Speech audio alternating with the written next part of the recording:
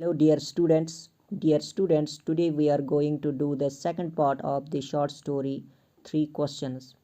तो इस short story में हमने लास्ट वीडियो में देखा था कि एक किंग होता है तो उसके दिमाग में तीन क्वेश्चंस आते हैं और ये सोचता है कि अगर इन तीन क्वेश्चंस का उसको आंसर मिल जाता है तो वो कभी भी लाइफ में फेल नहीं होगा। इसके लिए वो बहुत सारे वाइज मैन को अपने दरबार में बुलाता है और उनसे बातचीत करता है, लेकिन उससे कोई सेटिस्फैक्ट्री आंसर नहीं मिलता है। फिर वो डिसाइड करता है एक हर्मिट के पास जाने के लिए, जो कि एक जंगल में रहता है। तो जब वो उसके पास पहुंचता है तो वो जो हर्मिट है वो उसको इन तीन क्वेश्चंस का आंसर नहीं देता है।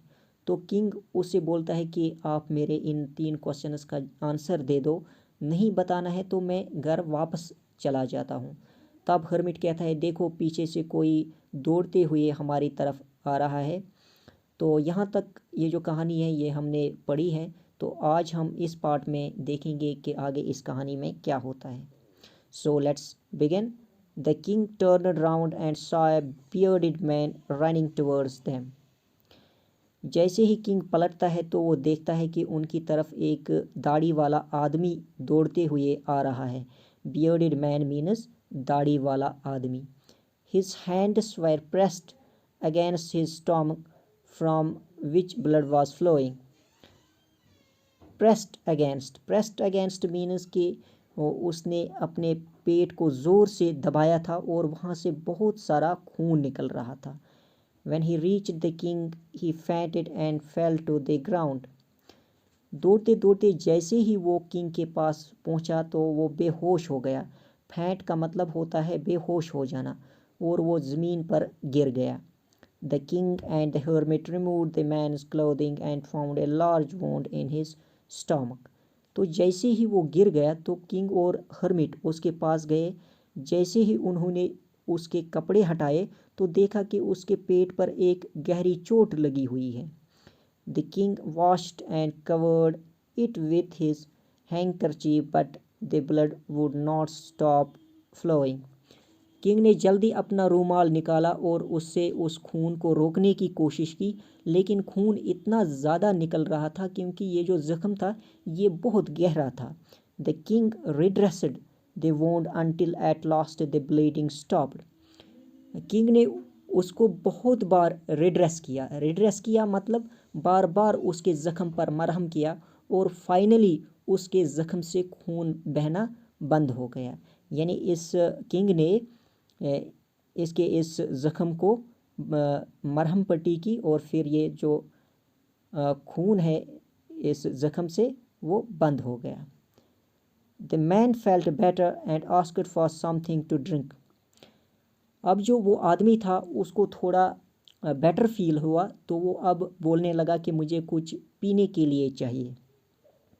The king brought fresh water and gave it to him.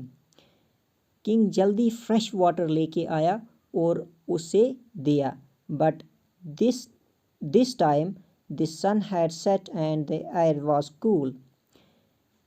The king with the hermit's help carried the wounded man into the hut and laid him on the bed.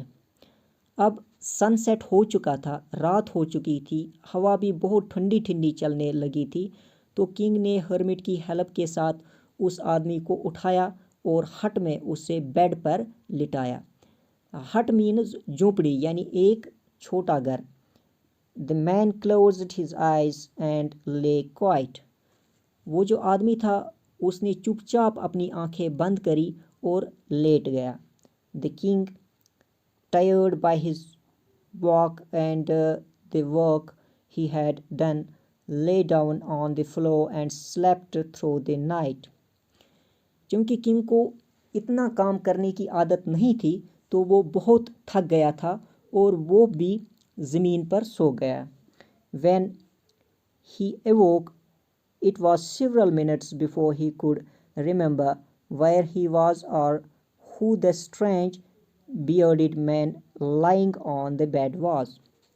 जब वो सुबह उठा, it was several minutes before he could remember, यानी उसको कुछ minutes लगे ये समझने में कि वो कहाँ है। और ये जो स्ट्रेंज बियर्डेड मैन है, ये जो अजनबी दाढ़ी वाला आदमी है, तो इसको ये भी समझ नहीं आया कि ये कौन है, क्योंकि सुबह जब वो उठता था तो वो आलीशान महल में आरामदेह बिस्तर में अपने आप को पाता था, तो इसलिए इसे कुछ टाइम लगा ये समझने में कि वो कहाँ है। तो फिर उसको समझ आया कि हाँ, मैं तो हर्मिट के हट पे हूँ। Forgive me, said the bearded man in a weak voice when he saw that the king was awake. जैसे ही किंग उठा तो जो दाढ़ी वाला आदमी था उसने हाथ जोड़ के किंग से माफ़ी मांगी।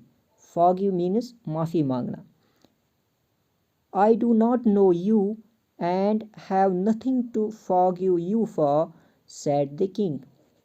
तो किंग ने कहा कि मैं तो आपको नहीं जानता, मैं किस बात के लिए माफ़ करूं। You do not know me, but I know you. I am that enemy of yours who swore revenge on you because you put my brother to death and seized my property. जो bearded man था उसने कहा, आप मुझे नहीं जानते पर मैं आपको जानता हूँ, मैं आपका वो एनिमी हूँ। एनिमी मीन्स दुश्मन, यानी मैं आपका वो एनिमी हूँ जिसने आपसे बदला लेने की कसम खाई थी। स्वो रिवेंज मीन्स बदले की कसम खाना, यानी मैं वो आदमी हूँ जिसने बदला लेने की कसम खाई थी, क्योंकि आपने मेरे भाई को मारा था और हमारी सारी प्रॉपर्टी को ज़ब्त किया था। I knew you had gone alone to see that hermit and I made up my mind to kill you on your way home. तो मुझे ये पता चला था कि आप इस हर्मिट से मिलने अकेले गए हैं।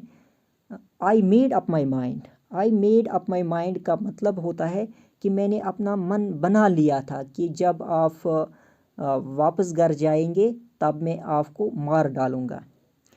But the day passed and you did not return. लेकिन पूरा दिन गुजर गया और आप वापस नहीं आए। So I left my hiding place and I came upon your bodyguard who recognized me and wounded me. और जहाँ मैं छुपा हुआ था, हाइडिंग प्लेस मीन्स छुपने की जगह, यानी जहाँ मैं छुपा हुआ था मैं उस जगह से बाहर आया। आपके बॉडीगार्ड ने मुझे पहचान लिया। रिकग्नाइज मीन्स पहचान लेना, तो उसने मुझ पर अटैक किया और मुझे ज़ख्मी कर दिया। I escaped from him, but I should have died if you had not dressed my wounds. I escaped. Escape का मतलब होता है भाग जाना, यानी बॉडीगार्ड से तो मैं भाग गया, लेकिन अगर आप मेरे ज़ख्म की मरहम पट्टी नहीं करते तो शायद मैं ज़िंदा न बच जाता। I wished to kill you and you have saved my life. मैं आपको मारना चाहता था लेकिन आप ही ने मेरी जान बचा ली। Now if I live I will serve you, your most faithful servant, and will order my sons to do the same. Forgive me. अगर आप मुझे माफ़ करेंगे तो मैं फेथफुल तरीके से आपकी खिदमत पूरी ज़िंदगी करूँगा, और जो मेरे बच्चे होंगे उनसे भी मैं कहूँगा कि वो अपनी पूरी लाइफ आपकी खिदमत करे। तो उसने बोला, मेहरबानी करके मुझे माफ़ कीजिए। The king was very happy to have made peace with his enemy so easily and to have won him over as a friend. तो ये जो किंग था ये बहुत खुश हुआ कि एक दुश्मन के साथ तो उसने बड़ी आसानी के साथ सलाह कर ली और उसे अपना दोस्त बना लिया. He not only forgave him but said he would send his servants and his own doctor to look after him, and he promised to give back the man his property. तो बादशाह ने इस आदमी को माफ़ किया और उससे वादा किया कि मैं अपना एक नौकर और एक डॉक्टर आपकी खिदमत के लिए भेज दूंगा, और जो उस आदमी की प्रॉपर्टी ज़ब्त हुई थी वो भी वापस करने का वादा किया. Leaving the wounded man, the king went out of the hut and looked round for the hermit. Before going away, he wished once more to get answers to his questions. अब इस किंग को वापस जाना था तो king वहाँ से उठा और हट से बाहर आया और हर्मिट को इधर उधर ढूंढने लगा, क्योंकि वो जानने से पहले जानना चाहता था कि एक बार और वो अपने क्वेश्चंस का आंसर जान ले. हो सकता कि हर्मिट इस बार आंसर दे दे. The hermit was on his knees sowing seeds in the beds that had been dug the day before. Hermit जो था वो अपने घुटनों पे बैठ के कल की खोदी हुई ज़मीन में बीज बो रहा था.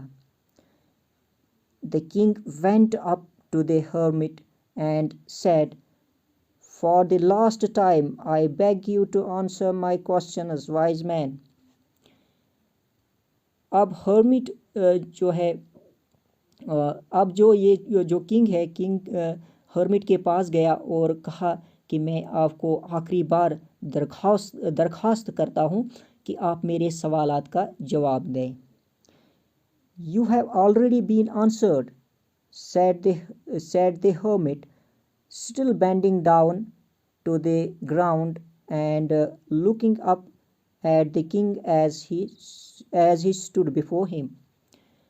अब हर्मिट जो है वो नीचे है, वो सीड सो कर रहा था, तो उसने किंग की तरफ देखा और कहा, आपके जवाब तो आपको मिल चुके हैं. How have I been answered? What do you mean? King जो है वो हैरान हो गया, मेरे क्वेश्चंस का आंसर कहाँ मिला है मुझे. Do you not see? replied the hermit. Hermit ने अब कहा, क्या तुम नहीं देख रहे हो? If you had not pitied my weakness yesterday and had not dug these beds for me, you would have gone away. अगर कल तुमको मेरी कमज़ोरी पे रहम न आता और आपने मेरी मदद न की होती तो आप चले जाते. Then that man would have attacked you and you would have wished you had stayed with me. और ये जो आदमी है ये आप पर हमला कर चुका होता और तब आप ये दुआ करते कि काश मैं हर्मिट के पास ही होता. So the most important time was when you were digging the beds. तो सबसे इम्पॉर्टेंट जो टाइम था वो क्या था? जब तुम वो बेड्स डिग कर रहे थे, यानी जब वो ज़मीन आप खोद रहे थे, ये आपके लिए इम्पॉर्टेंट टाइम था. And I was the most important man, and to do me good was your most important business. और उस वक़्त तुम्हारे लिए सबसे इम्पॉर्टेंट पर्सन आपके लिए मैं था और सबसे इम्पॉर्टेंट काम ये था कि आप मुझे मदद कर रहे थे. Afterwards, when the man ran to us, the most important time was when you were caring for him. बाद में जब वो ज़ख्मी आदमी दौड़ते हुए आया तो इम्पॉर्टेंट जो काम था वो था कि हम उसकी हेल्प करें. Because if you had not dressed his wounds, he would have died without having made peace with you. क्योंकि अगर आपने उसके ज़ख्म पर मरहम पट्टी न की होती तो वो मर जाता, यानी वो आपसे दोस्ती या सलाह किए बिना मर जाता। So he was the most important man and what you did for him was your most important business. तो उस वक़्त आपके लिए इम्पॉर्टेंट था वो आदमी, आपने उसके लिए क्या किया वो अहम था। Remember, then there is only one time that is important and that time is now। तो अब ये याद रखो, सबसे इम्पॉर्टेंट टाइम होता है अब, यानी नाउ, क्योंकि फ्यूचर को हम नहीं जानते हैं और पास्ट को हम रिकॉल नहीं कर सकते। It is the most important time because it is the only time we have any power to act. ये सबसे इम्पॉर्टेंट टाइम होता है क्योंकि सिर्फ इसी टाइम में हम कुछ कर सकते हैं। The most necessary person is the person you are with at a particular moment. इस वक्त मेरे साथ कौन है वो सबसे इम्पॉर्टेंट है। सो आपके लिए जिस भी पर्टिकुलर मोमेंट के लिए जो भी आपके साथ है वो सबसे ज़्यादा इम्पॉर्टेंट होता है। For no one knows what will happen in the future and whether we will meet anyone else। ये नहीं पता होता है कि अगले मोमेंट क्या होगा, क्या हम किसी से मिल पाएंगे। The most important business is to do that person good because we were sent into this world for that purpose alone। अब सबसे ज़रूरी काम होता है जिसके साथ आप हो उसके लिए कुछ अच्छा करो, क्योंकि हम इसी पर्पज़ से इस लाइफ में आए हैं। तो इस तरीके से हर्मिट ने किंग के तीनों क्वेश्चंस का आंसर दिया। पहला क्वेश्चन था कोई काम को सही करने का वक्त क्या है, तो वो है अब, यानी नाउ। और दूसरा जो क्वेश्चन था सबसे इम्पॉर्टेंट आदमी कौन है, तो जो तुम्हारे साथ है वो सबसे इम्पॉर्टेंट होता है। और सबसे इम्पॉर्टेंट काम क्या है, सबसे इम्पॉर्टेंट काम जो होता है जो तुम्हारे साथ कोई इंसान है उस वक़्त तुम उसके लिए अच्छा करो। तो ये जो लेसन है इस लेसन से हमें एक अच्छा मॉरल मिलता है। होप कि आपको ये कहानी अच्छी तरह से पसंद और समझ आई होगी। So here we finish our first story from this short story section. Thank you, take care.